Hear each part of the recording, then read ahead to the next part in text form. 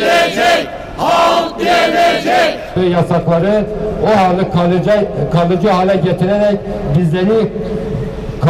bizlere karşı uygulamaktadır. 2016 Temmuz darbe girişiminden bu yana ülkede düşünce ve ifade özgürlüğü kapsamında atılan bir tweet örgüt propagandası olarak ele alınıp dava konusu haline getirilmiştir.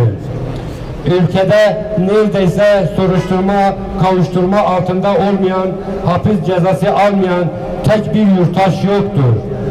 5 yıldan fazladır şehrimizde emek örgütleri, sivil toplum kuruluşları, kent alanlarını demokratik hakları olan miting ve basın açıklamaları için kullanılmamaktadır. Sivil darbe uygulamalarıyla o hal döneminde bile askıya alınamayacak olan temel hak ve özgürlüğe çiğnenmiş darbe girişimi her tür antidemokratik uygulamanın gerekçesi haline getirilmiştir. Bunların başında da haksız ve hukuksuz ihraçlar gelmektedir. Herkesin çok iyi bildiği gibi hukuken somut delillere, yargı kararlarına, mevzuata uygun yürütülen idari soruşturmalara dayanmayan tüm kararlar yasa dışıdır. Kamuda yaşanan ihraçların niteliğine, kararların alınmış şekline, ihraç edilenlere savunma hakkı bile tanınmamasına bakıldığında KHK ihraçlarının hukukla, adaletle açıklanacak hiçbir yanı yoktur. Darbe dönemlerinde dahi görülmeyen bu uygulamaya içeride ve dışarıda itirazlar yükselince ve ahime on binlerce başvuru yapılınca bir oyalama mekanizmasına ihtiyaç duyuldu. Değerlendirmek ve karar altına almak üzere kendisine bağlı o hal işlemlerini inceleme komisyonu kurdu ve görevlendirdi.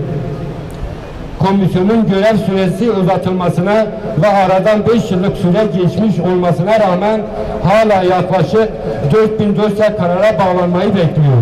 Komisyonun verdiği kararlarda ret oranları %87.3'tür. Bu oran barış imzacısı akademisyenlerin açıklanan dosyalarında %100'dür.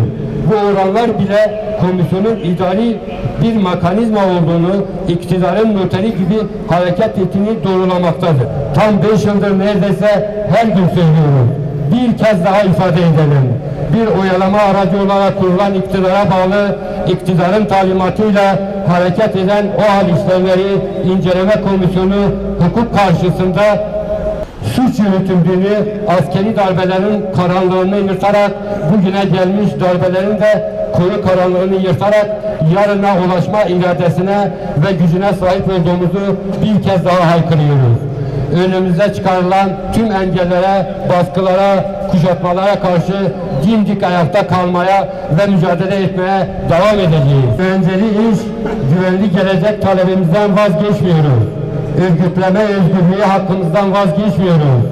Barış içinde yaşama talebimizden vazgeçmiyoruz. Herkes için ulaşılabilir, demokratik, sosyal, özgürlükçü, katılımcı, yerel yönetim talebimizden vazgeçmiyoruz.